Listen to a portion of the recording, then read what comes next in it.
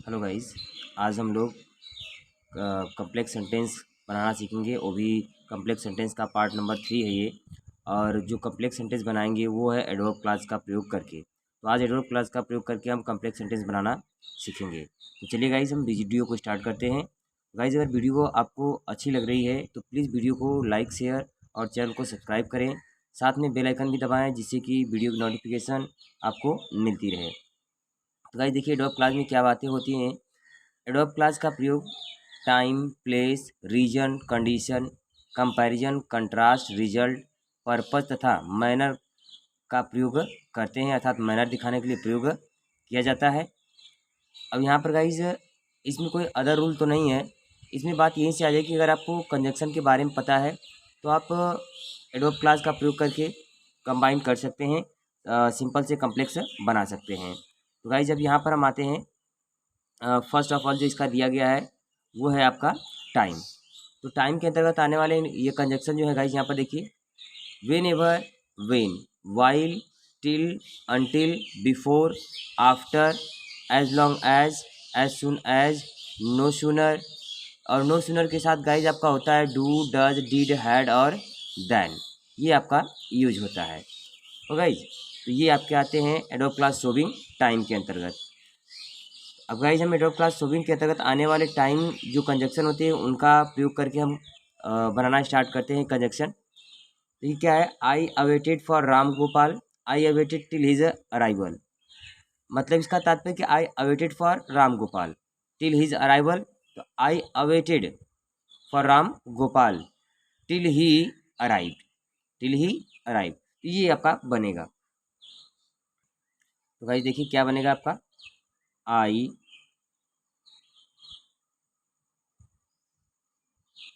Awaited for Ram Gopal. अब यहाँ से कंजक्शन आपका हो गया टिल। अब यहाँ हो जाएगा ये हिज अराइवल जो है, इसको हम सब्जेक्टिव केस में करके टिल ही क्या कर देंगे गाइस, अराइव्ड, टिल ही अराइव्ड। नेक्स्ट एग्जांपल है गाइस यहाँ पर, द थीप सा the police, they ran away eight one. तो यहाँ पर देखिए, जैसे ही चोर ने पुलिस को देखा वो तुरंत क्या किया, भाग गया। तो जैसे ही का जब सेंस मिलता है तो इसको हम लोग कहते हैं as soon as the police शायद, सॉरी गाइज यहाँ पर थोड़ा सा मिस्टेक हो गया। जो पुलिस वर्ड है यहाँ पर, ये यहाँ से ऐसे नहीं रहेगा, ये यहाँ पर हो जाएगा as soon as the thieves saw the police, उसके बाद कॉमा, अब कर देंगे आप they ran away at once. तो गाइज इस प्रकार से ये आपका कम्प्लेक्स सेंटेंस बनता है एडवर्ब क्लास के अंतर्गत, जो टाइम का कंजक्शन होता है। अगला है गाइज आपका एडवर्ब क्लास शोविंग रीजन। तो इसमें क्या आता है, दो आते हैं, बिकॉज और सिंस। तो गाइज तो जहाँ पर दोनों का अर्थ निकलता है क्योंकि, तो अब क्या करेंगे यहाँ पर guys, he pass the examination, he pass the examination, he had worked hard. अब आप करेंगे यहाँ पर he passed the examination, he passed the examination because he had worked hard। जब गाइज आपको रीजन और रिजल्ट का संबंध मिले तो वहाँ पर आपका बिकॉज और सिंस का प्रयोग किया जाता है। और guys he is weak I shall teach him. तो देखिए क्या है, he is weak I shall teach him, I shall teach him because he is weak. मैं उसे पढ़ाऊँगा क्योंकि वह कमज़ोर है। तो आप कहेंगे आई शैल टीच हिम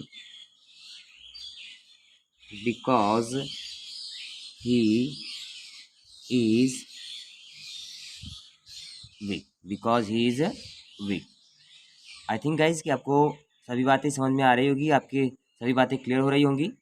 तो नेक्स्ट एग्जांपल देखते हैं, आपका जो है वो है adverb class showing place. Adverb class showing place, तो देखिए एडवर्ब क्लास शोविंग प्लेस का प्रयोग करते कब हैं, जब सेंटेंस में स्थान की बात की गई हो, और या फिर कह सकते हैं कि यहाँ पर here, there, everywhere, anywhere, somewhere जैसे शब्द अगर आपको मिले तभी आप वहाँ पर क्या करेंगे, एडवर्ब क्लास शोविंग प्लेस का प्रयोग करेंगे। He lives at a place nobody lives there, तो कहेंगे he lives at a place where nobody lives. और जब गाइज यहाँ पर आप कंजक्शन वेयर का प्रयोग कर देंगे तो ये जो आपका वर्ड होगा ये क्या करेगा, हट जाएगा यहाँ से। Hello, Nehru went to many places he was welcomed, तो कहता है कि Nehru went to many places he was welcomed everywhere. अब यहाँ पर कहेंगे Nehru was welcomed wherever he went, Nehru was welcomed wherever he went, तो इस तरीके से आपका बनेगा। यहाँ पर कहेंगे Nehru was welcomed wherever ही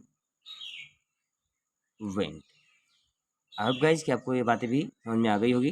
तो नेक्स्ट वाला आपका जो है गाइज वहाँ पर देखिए क्या है, adverb class showing condition. Condition का मतलब होता है शर्त प्रकट करने वाले जो कंजक्शन होते हैं, और इसमें आते हैं इफ, अनलेस और इन ए केस। अगर सेंटेंस गाइज आपका नेगेटिव बनता है, दोनों अर्थ में अगर नेगेटिव सेंस आता है, भले ही वो नेगेटिव न दिया गया हो, लेकिन अगर नेगेटिव सेंस आता है तो वो अनलेस बनता है, और जब पॉजिटिव का सेंस आता है तो वो इफ बनता है। Work hard these days you will pass this year, तो कहता है क्या, यदि तुम इन दिनों कठिन परिश्रम करोगे तो तुम इस साल पास हो जाओगे। तो यदि का जो सेंस होता है वो होता है आपका इफ़, और यहाँ का देखिए जो सब्जेक्ट है, इसी सब्जेक्ट को दोबारा यूज़ किया जाता है। इफ़ यू क्या कहेंगे आप guys, work hard, if you work hard these days, if you work hard these days comma you will pass this year. और गाइस इस तरीके से बनता है। नेक्स्ट एग्जांपल है he must work hard he can not get success. अब यहाँ पर आप करेंगे, देखिए इसका सेंस आपका अनलेस से निकलेगा, अर्थ अगर आप निकालेंगे तो ही मस्ट, उसे कठिन परिश्रम करना चाहिए, he can not get success, वह सफल नहीं हो सकता है, अर्थात यदि वह कठिन परिश्रम नहीं करेगा तो वह सफल नहीं हो सकता है। तो unless he work hard, unless he work hard comma he can not get success. अगला है guys adverb class showing comparison. तो कंपैरिजन का मतलब होता है कि आप डिग्री की समझ लीजिए, जिसमें पॉजिटिव डिग्री और कंपेरेटिव डिग्री की बात की जाती है, जहाँ पर दैन, कामा, या फिर एज डॉट डॉट एज या सो डॉट डॉट एज। तो guys as dot dot as का अफर्मेटिव में और सो डॉट डॉट एज का प्रयोग निगेटिव में किया जाता है। और गाइज अब चलते हैं हम सेंटेंस पे। देखिए the horse is useful, the cow is more useful, तो क्या कहेंगे हम गाइज यहाँ पर, the cow is more useful than the horse. और गाइज इस तरीके से आपका बनेगा। तो आप कहेंगे the cow is more useful, the cow is more useful than the horse, the cow is more useful than the horse. तो गाइज नेक्स्ट है गाइज यहाँ पर I like milk, I like coffee equally, I like milk as, I like, यहाँ पर क्या कह सकते हैं, I like milk, I like coffee equally. तो इसको बनाना होगा तो आप एज डॉट डॉट एज का प्रयोग करके बना सकते हैं गाइज। तो अगला जो सेंटेंस है गाइज यहाँ पर बनेगा I like as milk as coffee. तो गाइस इस तरीके से, तो जो अगला आपका टॉपिक क्या है, adverb class showing result. Adverb class showing result में होता है सो डॉट डॉट दैट, जहाँ पर इसका अर्थ निकलता है इतना डॉट डॉट की। तो अब जहाँ आपको सो का यूज़ करना है, जो जो सेंटेंस में एडजेक्टिव या एडवर्ब होगा उसी से पहले आपको क्या करना है, यूज़ करना है। और दैट जो है दूसरे क्लास से पहले। तो क्या कहेंगे यहाँ पर हम लोग, he is so weak that he can he cannot walk without stick, that he cannot walk without।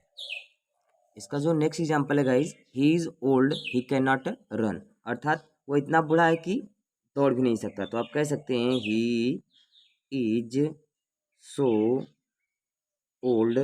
अब यहाँ पर आप कनेक्टर दे देंगे क्या, that he is so old that. अब आप कहेंगे he can not run, he can not run. इस तरीके से गाइज आपका कम्प्लेक्स सेंटेंस बनता है एडवर्ब क्लास का प्रयोग करके। नेक्स्ट कंजंक्शन गाइज आपका एडवर्ब क्लास शोविंग पर्पज। तो पर्पज में आपको क्या दिखाता है, सो दैट या फिर लेस्ट। और गाइज यहाँ पर आपको क्या करना क्या होता है कि जो ऐसे सेंटेंस होते हैं उसमें हम सो दैट वाले क्लास में मे के स्थान वहाँ पर माइट और मे का यूज़ करते हैं फर्स्ट सेंटेंस के अनुसार। तो कहेंगे he went very fast, he went very fast. इसको बनाएंगे तो कहेंगे ही वेंट वेरी फास्ट। अब यहीं पर आप जोड़ देंगे दूसरे वाले को, क्या कहेंगे, so that he went very fast, so that he, और यहाँ पर वांटेड को हटा करके ही हम चेंज कर देंगे माइट में, he went very fast so that he might catch, the train. Guys I hope guys आपको ये बातें समझ में आ रही होगी। नेक्स्ट है आपका द मदर।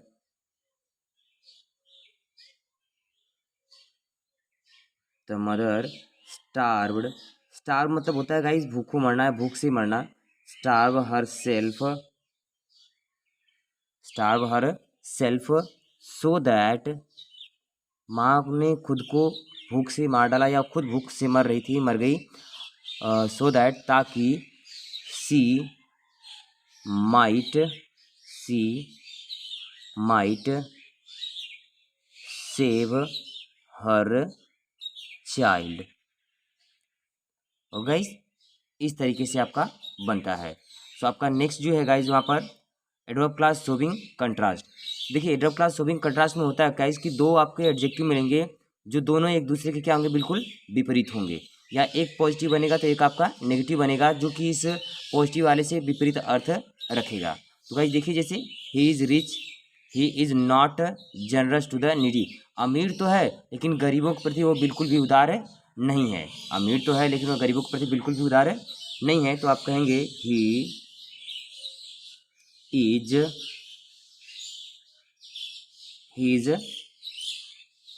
रिच। तो आप यहाँ पर कह सकते हैं yet he is not generous to the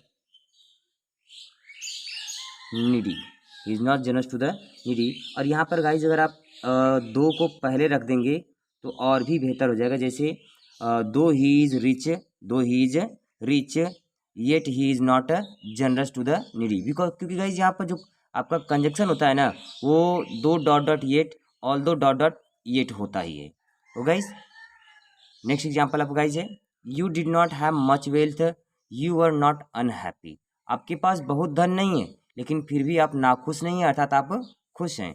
तो आप कह सकते हैं ऑल्दो, कह सकते हैं although you did not have